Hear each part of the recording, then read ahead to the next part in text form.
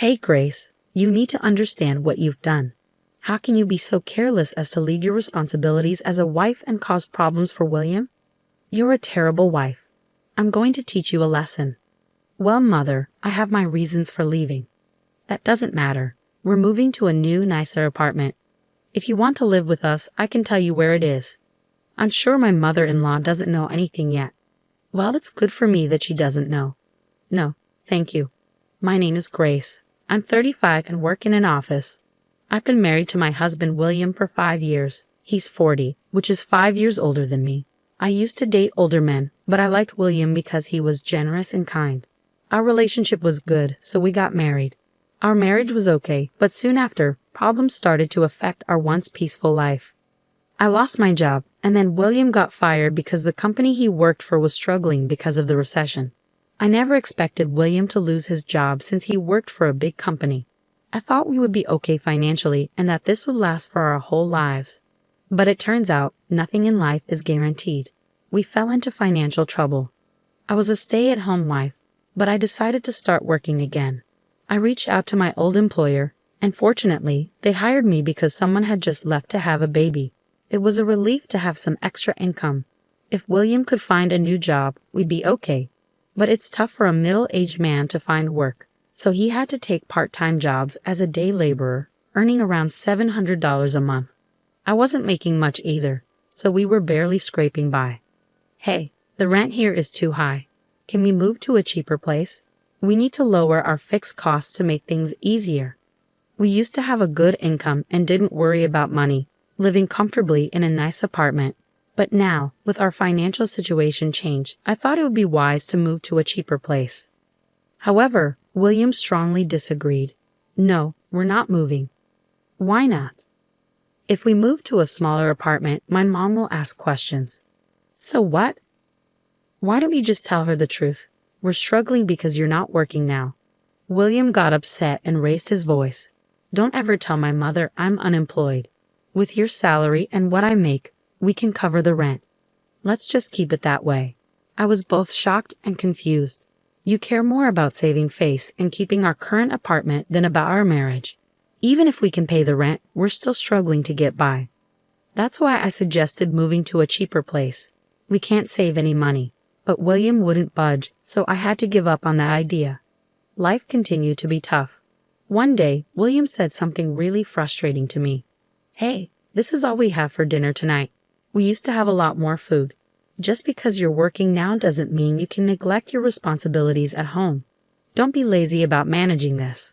His comment made me angry, so I snapped back. We're barely making ends meet. I'm doing my best at home and at work. If you weren't so concerned about keeping up appearances and wanting to stay here, we could save on food expenses. Or maybe you could earn more money so everything would be fine. When I made those comments, William got really angry and said, "What are you talking about? Don't ever say that to me again. Just wait and see. I'll get a job at a good company and earn more money than you." He was furious, but if it made him more determined, I thought I could handle it. I tried to convince myself that it was okay. But despite his determination, William couldn't find a new job. He had to keep working part-time as a day laborer. Even though he was motivated, he wasn't getting any job offers. He hadn't done any extra training or gotten new qualifications. He had just been doing part-time work. William faced rejection at every interview and grew frustrated with having to compete with younger candidates.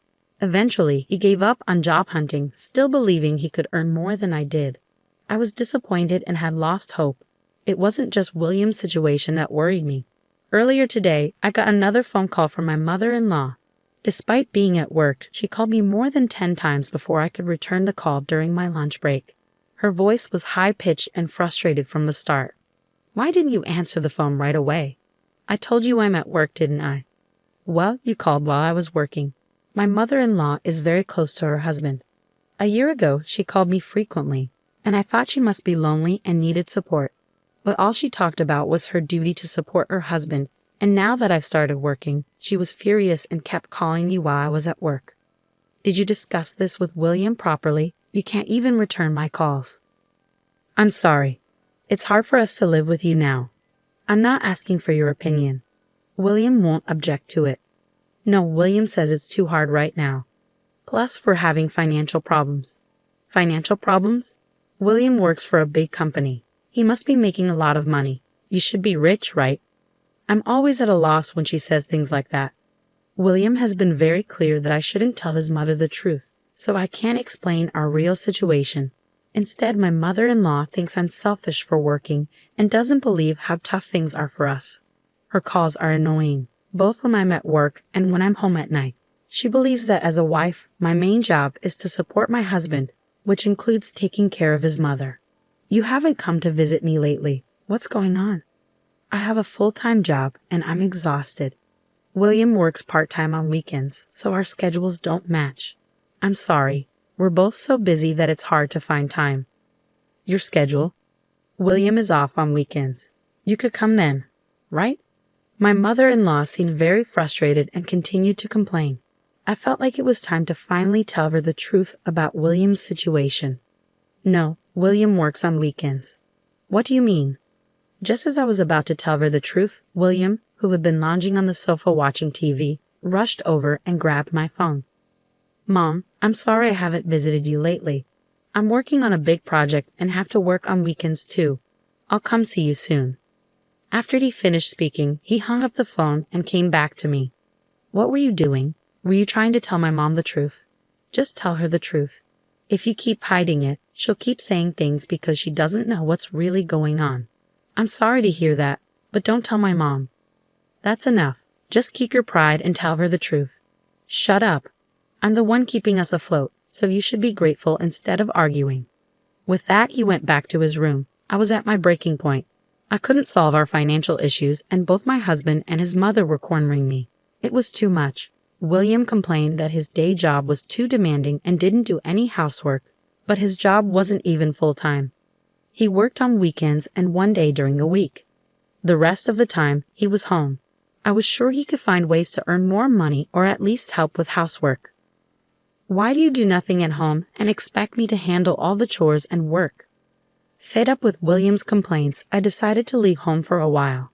I went back to my parents' place for a week to show William how tough managing the house really was. I told my parents everything that had been happening, and they suggested I should get a divorce as soon as possible. But we were in love, had been married for 5 years, and I didn't want to end it just like that. If I was going to get a divorce, I wanted to make sure I tried everything to fix things first. If that didn't work, then I'd consider a divorce. While I was at my parents' house, William called me. When are you coming home? Where's my mail? I won't be home for a while, so you'll have to handle all the housework while I'm gone. Don't be ridiculous. Just come home and take care of the chores. No, I won't. You know how hard housework is. You can clean the house, do the laundry, and cook, do everything yourself. It's important for you to understand how tough it is for me to manage all the housework while working.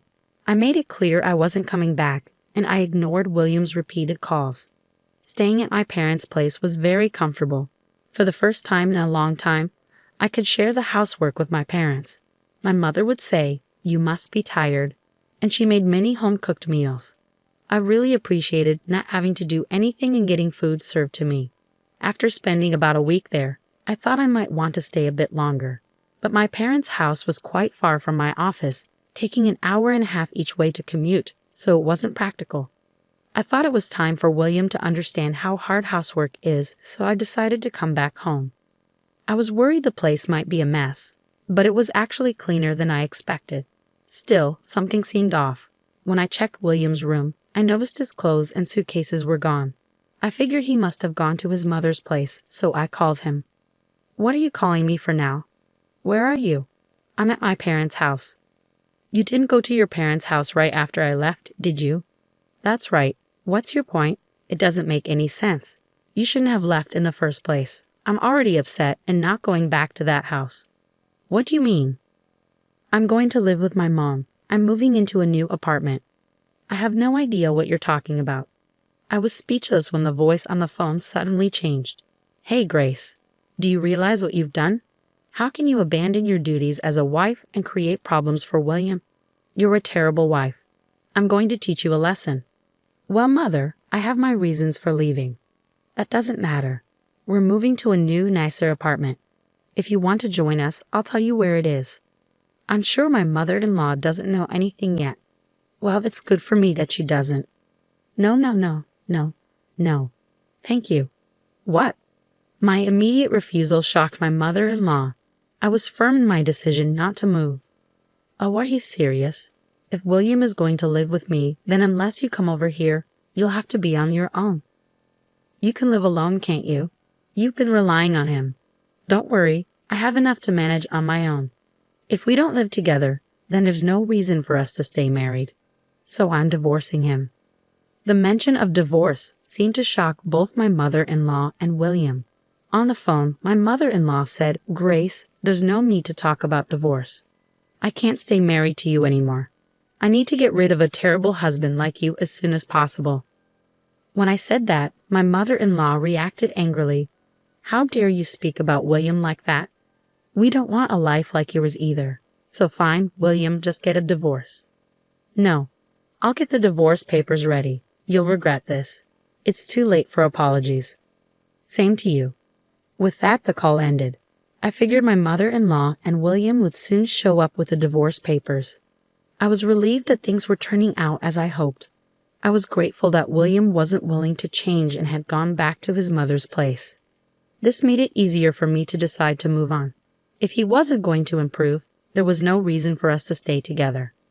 I packed my bags and waited for my mother-in-law to arrive. A few hours later, she showed up. "Oh, William isn't here. He doesn't need to be. Here you go. I had him fill out his part already. You need to complete yours as soon as possible." She handed me the divorce papers. I noticed that William's section had a shaky handwriting, as if he was reluctant. My mother-in-law ranted, "William is such a wonderful man. Despite having a terrible wife like you, he was hesitant about the divorce. I'll never forgive you for causing trouble for such a great person. I hope you live poorly and regret it." While I filled out my part of the form, my mother-in-law continued to yell at me. William's pride had prevented him from telling his mother the truth until the end. What a pathetic man he is. "What happened to your house? I saw that." "Well, if you want to come over, there's no place for you." "No, I won't." "How much did you sell it for?" "It was old, so it must have been cheap." "That's none of your business, but since I'm being nice, I'll tell you. It was about $50,000. It's not a huge amount, but enough for retirement. William will cover the cost of our new apartment." "Wow, I'm surprised you got approved." "What are you talking about? William is a high-class person. It was expected." "So you deposited the money into William's account." "How did you know that?" "That's not important. Stop asking." And that's just how a divorced woman talks. "So obviously you're still interested in him, but it's too late for that." "Don't worry. I've already agreed to the divorce." When I said that, my mother-in-law snapped and left. I was thrilled to be free from both her and William. I gathered the rest of my belongings and moved them back to my parents' house. I discovered a lot of things I'd collected for my small apartment. By leaving, I had managed to provoke my mother-in-law, which helped me escape the financial struggle. There was no way I'd hand over any of William's property. She would have to deal with it. Even now, I find it amusing to remember William's pale face during the property division discussion. Then, about 2 years later, I got a call from a number I recognized. I thought it might be work-related and picked up the phone, only to find it was my ex-mother-in-law. "Oh my God, Grace, please help me." "Mother, don't call me that. We're strangers now." "Don't say that. I'm in trouble." "Huh? Can't pay the rent and running out of savings." "Yes." "He didn't tell you about the financial problems until things were really bad, did he?" "Oh, you knew. I suspected he didn't want to tell you, but every time I tried, William told me not to." "I didn't realize that. I'm so sorry, Grace. I didn't know anything. Please come back." "I don't want to." "He wouldn't change no matter how much I tried. Even you were always bullying me. I don't want to be around people like you ever again." "Please don't say that.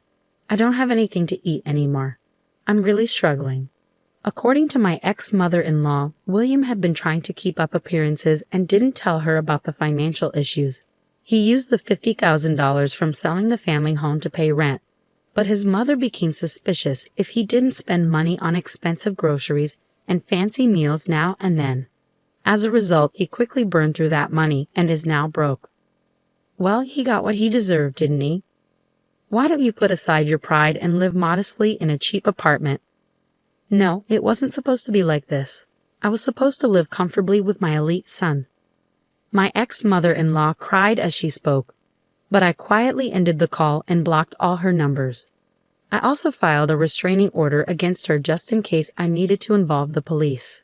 They always seem to rely on others, whether it's parents or children. I've learned a lot from this experience and am determined to live independently. I've refocused on my own life and am working to move forward. The truth is clear. William continued living beyond his means, and my mother-in-law blamed only me without questioning her own son. I'm relieved to have cut ties with such a difficult mother and son. I'm confident that I can now live an independent life and hopefully meet a wonderful person in the future. I wish for happiness and success moving forward. Thank you for watching until the end. If you enjoyed this video, please subscribe to our channel. See you in the next one.